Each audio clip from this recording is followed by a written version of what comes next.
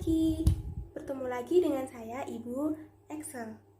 Nah, pada pertemuan hari ini kita akan membahas mengenai masalah pokok ekonomi dalam sistem ekonomi. Nah, sebelumnya marilah kita berdoa terlebih dahulu menurut agama dan kepercayaan masing-masing. Berdoa dapat dimulai.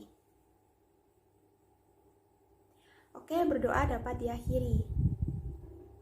Nah, sebelum kita masuk ke materi, saya akan menjelaskan terlebih dahulu KIKD serta tujuan dari pembelajaran pada hari ini. Silakan untuk disimak baik-baik. KI dan KD menjelaskan permasalahan pokok ekonomi secara umum, klasik, dan modern, mengidentifikasi permasalahan pokok ekonomi klasik dan modern, menganalisis masalah pokok ekonomi klasik dan modern. 3.2 menganalisis masalah ekonomi dalam sistem ekonomi. 4.2 menyajikan hasil analisis masalah ekonomi dalam sistem ekonomi. Tujuan pembelajaran diharapkan dengan menggunakan PowerPoint, siswa dapat menjelaskan permasalahan pokok ekonomi klasik dan modern. Diharapkan dengan menggunakan PowerPoint, siswa dapat mengidentifikasi permasalahan pokok ekonomi klasik dan modern. Dan yang terakhir, diharapkan dengan menggunakan PowerPoint, siswa dapat menganalisis masalah pokok ekonomi klasik dan modern. Oke, jadi sekarang waktunya kita masuk ke materi.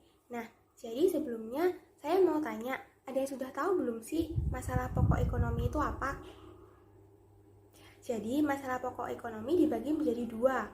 Ada masalah pokok ekonomi klasik dan masalah pokok ekonomi modern.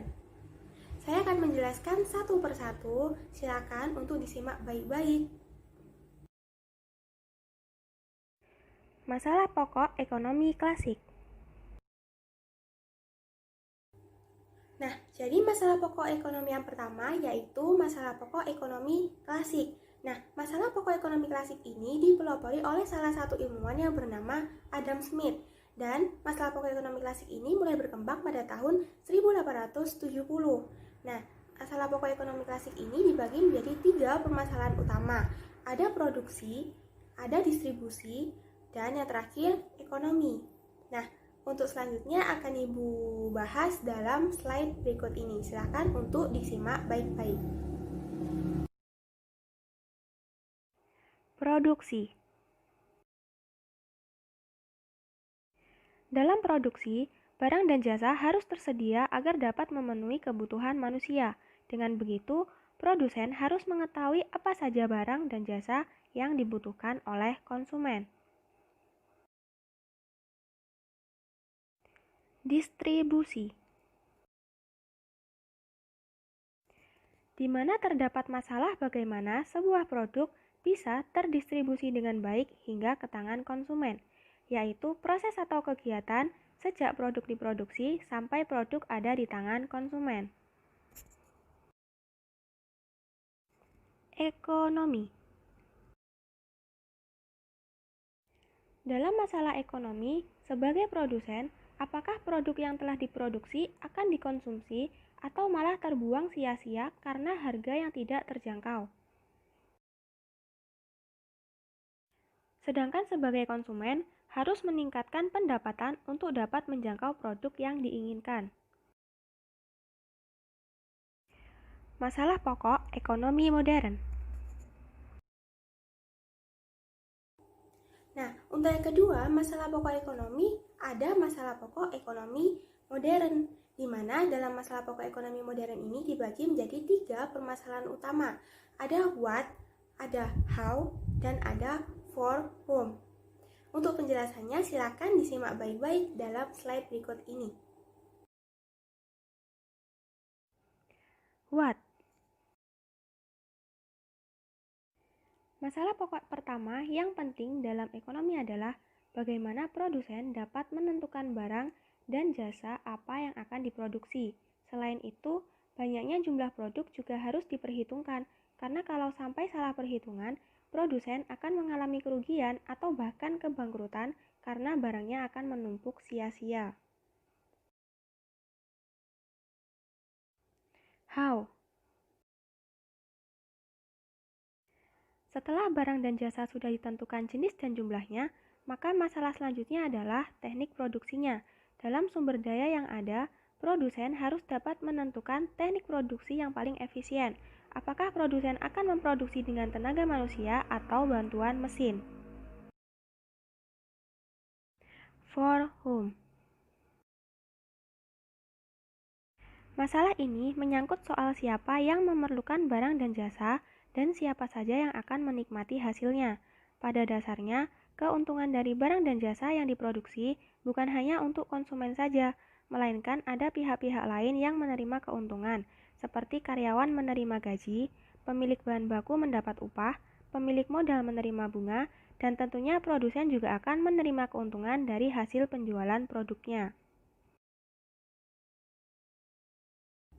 Gimana anak-anak mengenai masalah pokok ekonomi klasik dan modern? Apakah masih ada yang ingin ditanyakan?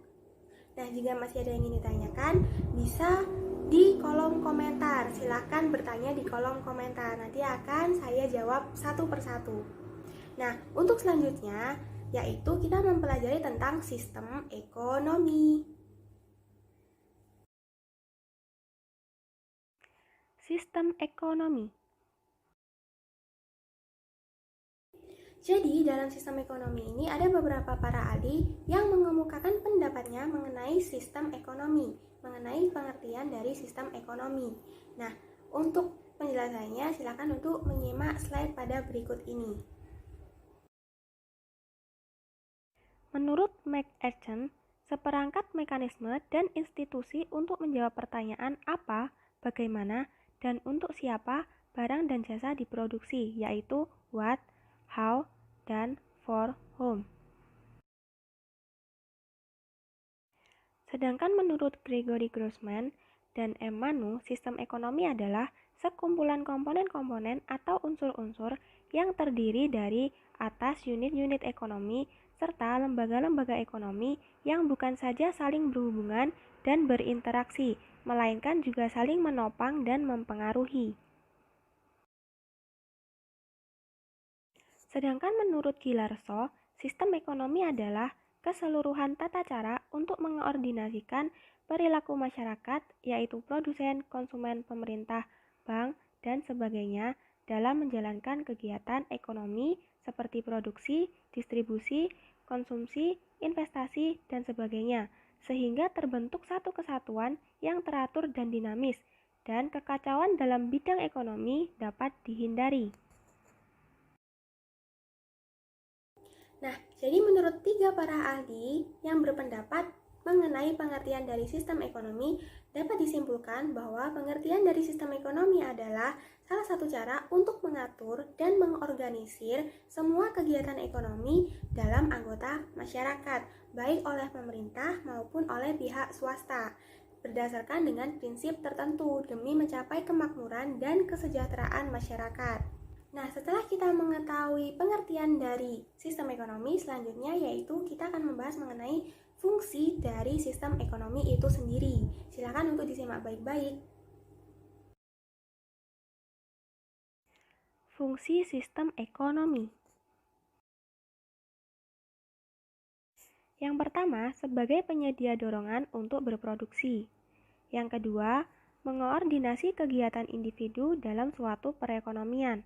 Yang ketiga, sebagai pengatur dalam pembagian hasil produksi di seluruh anggota masyarakat agar dapat terlaksana seperti yang diharapkan.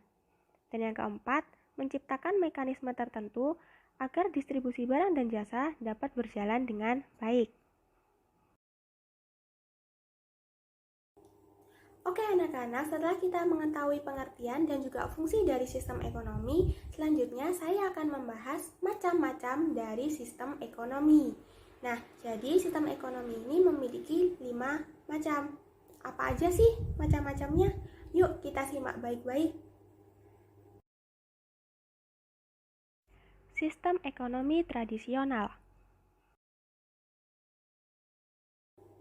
Nah, jadi yang pertama ada sistem ekonomi tradisional. Jadi dalam sistem ekonomi tradisional ini merupakan sistem ekonomi dasar yang kebanyakan bergerak di bidang pertanian dan berhubungan dengan alam. Jadi cara berproduksinya hanya mengandalkan tenaga manusia dan bergantung pada alam sekitar.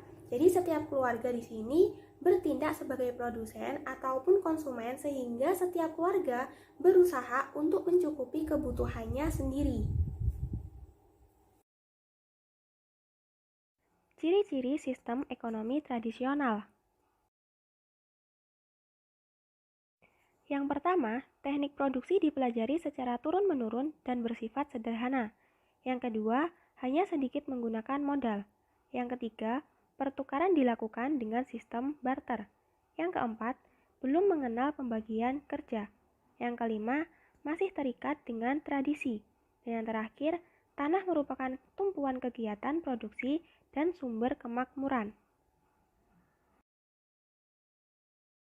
Kelebihan dari sistem ekonomi tradisional. Yang pertama, adat istiadat dan tradisi relatif terjaga. Yang kedua, alam relatif terjaga karena masyarakat cenderung menjaga kelestarian alam dan sekitarnya. Yang ketiga, kegiatan perekonomian berjalan atas dasar kejujuran karena tujuannya untuk pemenuhan kebutuhan hidup, bukan untuk mencari keuntungan. Yang keempat, hubungan antar individu di masyarakat masih sangat kuat dan saling tolong-menolong. Yang kelima, tidak terdapat kesenjangan ekonomi antara yang miskin dan yang kaya karena pendapatan cenderung merata. Selanjutnya, tidak terdapat inflasi, pengangguran, dan masalah lain yang terdapat pada sistem lainnya. Dan yang terakhir, pemerintah berperan sebagai pengawas sehingga tidak terjadi monopoli oleh pihak pemerintah. Kekurangan dari sistem ekonomi tradisional. Yang pertama, tidak semua kebutuhan masyarakat dapat terpenuhi dengan baik karena hanya mengandalkan hasil alam. Yang kedua, belum ada nilai standar dalam transaksi tukar-menukar suatu barang. Yang ketiga, perkembangan dan pertumbuhan ekonomi sangat lambat. Yang keempat, kualitas barang cenderung rendah dan sulit berkembang karena tingkat persaingan dalam pasar sangat rendah. Yang kelima, sebuah perubahan dianggap tabu sehingga pola pikir masyarakat tidak berkembang. Sistem ekonomi komando. Nah, sistem selanjutnya yaitu sistem ekonomi komando, di mana dalam sistem ekonomi komando ini pemerintah memiliki kekuasaan yang dominan terhadap pengaturan kegiatan ekonomi itu sendiri. Jadi penguasaan dilakukan melalui pembatasan-pembatasan terhadap kegiatan ekonomi yang disediakan oleh anggota masyarakat. Jadi negara yang menganut sistem terpusat atau sistem ekonomi komando ini antara lain seperti Rusia, RRC, dan negara-negara Eropa Timur atau bekas negara Uni Soviet. Ciri-ciri sistem ekonomi komando. Yang pertama, semua alat dan sumber daya produksi dimiliki dan dikuasai oleh negara sehingga hak milik perorangan hampir tidak ada atau tidak diakui. Yang kedua, pekerjaan yang tersedia dan siapa yang akan bekerja ditentukan oleh pemerintah, rakyat tidak memiliki kebebasan memilih pekerjaan. Selanjutnya, kebijakan ekonomi diatur oleh pemerintah. Kelebihan dari sistem ekonomi komando. Yang pertama, tanggung jawab perekonomian ada pada pemerintah sehingga pemerintah akan terus berinovasi agar ekonomi negara tetap stabil. Yang kedua, jaminan kepada masyarakat bahwa produk dan jasa yang dihasilkan sesuai dengan kebutuhan masyarakat. Yang ketiga, mudah mengendalikan harga dan pemerataan. Yang keempat, pemerintah lebih mudah mengendalikan inflasi, pengangguran, atau masalah ekonomi lainnya. Dan yang terakhir, pemerintah menentukan jenis kegiatan produksi sesuai dengan perencanaan sehingga pasar barang dalam negeri berjalan dengan lancar. Kekurangan dari sistem ekonomi komando. Yang pertama, mobilisasi yang cepat membuat sistem ini dapat menyebabkan kurangnya kebutuhan masyarakat karena produksi yang dihasilkan tidak selalu didasarkan atas permintaan masyarakat. Yang kedua, masyarakat tidak memiliki kebebasan dalam memiliki sumber daya. Dan yang ketiga, mematikan inisiatif individu untuk maju sebab segala kegiatan ekonomi diatur penuh oleh pemerintah. Sistem ekonomi pasar, liberal atau kapitalis. Nah, untuk yang ketiga, sistem ekonomi yaitu ada sistem ekonomi pasar atau liberal atau kapitalis. Nah, sistem ekonomi pasar ini berdasarkan kebebasan seluas-luasnya bagi seluruh masyarakat dalam kegiatan perekonomian tanpa adanya campur tangan dari pemerintah. Jadi, landasan dari sistem ekonomi pasar ini bertujuan secara umum untuk mencari keuntungan pribadi tanpa adanya pihak lain yang perlu dipertimbangkan. Ciri-ciri sistem ekonomi pasar, liberal atau kapitalis. Semua sumber produksi menjadi milik masyarakat. Masyarakat diberi kebebasan tanpa batas untuk memiliki sumber-sumber produksi. Yang selanjutnya, pemerintah tidak ikut campur tangan secara langsung dalam kegiatan ekonomi. Yang ketiga, masyarakat terbagi atas dua golongan, yaitu golongan pemberi kerja atau pemilik sumber daya dan golongan pekerja. Yang keempat, timbul persaingan dalam masyarakat untuk mengejar keuntungan. Dan yang kelima, setiap kegiatan ekonomi bertujuan untuk mengejar keuntungan. Kelebihan sistem ekonomi pasar. Yang pertama, setiap perorangan atau perusahaan memiliki kebebasan dan mempunyai hak untuk memiliki kekayaan dan sumber daya produksi pribadi, yaitu tidak dibatasi. Yang kedua, menumbuhkan inisiatif dan kreasi masyarakat dalam mengatur kegiatan ekonomi. Yang ketiga, tindakan selalu berdasar pada prinsip ekonomi sehingga efisiensi dan efektivitas tinggi. Dan yang terakhir, kebebasan dalam memproduksi produk atau jasa menyebabkan persaingan antar produsen atau perusahaan untuk menghasilkan barang yang bermutu. Kekurangan dari sistem ekonomi pasar. Kebebasan pasar menyebabkan persaingan untuk merebut pasar. Hal ini menimbulkan terbentuknya monopoli, kolusi, dan konglomerasi sehingga mengancam pengusaha yang lemah. Yang kedua, mendorong semakin terlihatnya kesenjangan antara golongan kuat dengan ekonomi yang lemah. Yang ketiga, perekonomian mudah menghadapi ketidakstabilan. Sistem ekonomi campuran. Sistem ekonomi selanjutnya ada sistem ekonomi campuran, di mana dalam sistem ekonomi campuran ini suatu sistem ekonomi yang ada di satu sisi pemerintah memberikan kebebasan kepada masyarakat untuk berusaha melakukan kegiatan ekonomi. Akan tetapi di sisi lain, pemerintah masih memiliki campur tangan dalam perekonomian dengan tujuan menghindari penguasaan secara penuh dari segolongan masyarakat pada sumber daya ekonomi. Ciri-ciri sistem ekonomi campuran. Yang pertama, pemerintah dan swasta melakukan kegiatan perekonomian. Yang kedua, tatanan ekonomi merupakan mekanisme pasar, tetapi masih terdapat campur tangan dari pemerintah. Yang ketiga, terjadi persaingan dalam perekonomian, tetapi pemerintah tetap melakukan pengawasan. Kelebihan dari sistem ekonomi campuran. Yang pertama, terdapat pengakuan hak atas hak milik individu terhadap sumber produksi meskipun ada pembatasan. Yang kedua, penetapan harga dalam perekonomian akan terkendali.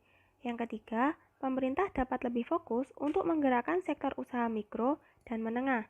Yang keempat, terdapat kebebasan berusaha sehingga mampu mendorong inisiatif dan kreasi dari masyarakat. Dan yang terakhir, kestabilan ekonomi terjamin. Kekurangan dari sistem ekonomi campuran. Yang pertama, beban pemerintah akan lebih berat dibandingkan dengan sektor swasta. Yang kedua, pihak swasta kurang memaksimalkan keuntungan yang seharusnya didapatkan. Yang ketiga, tidak adanya kejelasan mengenai batasan pengaruh pemerintah dalam kegiatan perekonomian. Yang keempat, ketimbangan dalam persaingan bisnis dan tidak tepatnya pengelolaan sumber daya. sistem perekonomian Indonesia. Nah, sekarang kita akan memasuki sistem ekonomi yang terakhir, yaitu sistem perekonomian Indonesia. Nah, jadi dalam sistem ekonomi Pancasila ini merupakan sistem ekonomi yang dianut oleh bangsa Indonesia, yaitu bangsa kita. Nah, dalam sistem ekonomi Pancasila ini adalah satu cara atau tata ekonomi yang dijiwai oleh ideologi Pancasila, yang di dalamnya terkandung makna demokrasi ekonomi, yaitu kegiatan ekonomi yang dilakukan berdasarkan usaha bersama, berdasarkan asas kekeluargaan dan kegotong royongan, yaitu dari, oleh, dan untuk rakyat, di bawah pimpinan serta pengawasan dari pemerintah. Nah, sistem perekonomian Indonesia ini diatur dalam Undang-Undang Dasar 1945 Pasal 33. Sistem ekonomi Pancasila memberikan kebebasan berusaha kepada setiap warga masyarakat dalam batas-batas dan dengan syarat-syarat tertentu. Produksi masyarakat sebagian besar merupakan usaha swasta dan di sisi lain ada perusahaan negara, baik dalam bidang pertanian, perkembangan, industri, transportasi, perbankan, jasa, maupun yang lainnya. Jadi, diusahakan adanya keseimbangan yang wajar antara unsur kebebasan dan unsur pengendalian. Kelebihan dari sistem perekonomian Indonesia. Yang pertama, adanya kebebasan dalam berkreasi dan berinovasi selama tidak mengganggu kepentingan masyarakat. Yang kedua, perekonomian nasional diutamakan untuk kemakmuran rakyat. Yang ketiga, pengelolaan perekonomian berjalan secara kolektif atau bersama-sama untuk mencapai kemakmuran bersama. Yang terakhir, hak milik individual diakui oleh negara selama pemanfaatannya tidak bertentangan dengan kepentingan umum. Kekurangan dari sistem perekonomian Indonesia, yang pertama, perekonomian cenderung berjalan kurang efisien karena sistem ini mengutamakan proses demokrasi yang membutuhkan waktu. Yang kedua, proses pengambilan keputusan ekonomi berlangsung lambat karena harus diselaraskan dengan kepentingan bersama. Yang ketiga, adanya dominasi negara dalam pengelolaan perekonomian berpotensi meredam dan membunuh daya kreasi dan inovasi masyarakat. Nah, cukup sekian untuk pembelajaran pada hari ini. Apakah ada yang ingin ditanyakan? Silakan untuk angkat tangan. Oke, jika tidak ada, saya akan mengulas kembali tentang materi hari ini, yaitu masalah pokok ekonomi dalam sistem ekonomi. Jadi, masalah pokok ekonomi tadi dibagi menjadi dua. Apa aja, ayo? Oke, ada masalah pokok ekonomi klasik dan masalah pokok ekonomi modern. Nah, masalah pokok ekonomi klasik dibagi menjadi 3 permasalahan utama, yaitu produksi, distribusi, dan ekonomi. Nah, untuk yang masalah pokok ekonomi modern dibagi menjadi 3 permasalahan utama juga, ada what, how, dan for whom. Nah, sedangkan untuk sistem ekonomi dibagi menjadi 5 macam. Ada sistem ekonomi tradisional, ada sistem ekonomi komando, ada sistem ekonomi pasar, liberal atau kapitalis, ada sistem ekonomi campuran, dan yang terakhir yaitu sistem perekonomian Indonesia. Nah, cukup sekian untuk pembelajaran pada hari ini. Silakan untuk kita berdoa menurut agama dan kepercayaan masing-masing. Berdoa dapat dimulai. Berdoa dapat diakhiri. Dan saya juga mengingatkan, jangan lupa untuk melakukan presensi di Google Formulir yang sudah disediakan di Google Classroom. Sekian pada pembelajaran pada hari ini. Selamat pagi dan terima kasih. Dadah.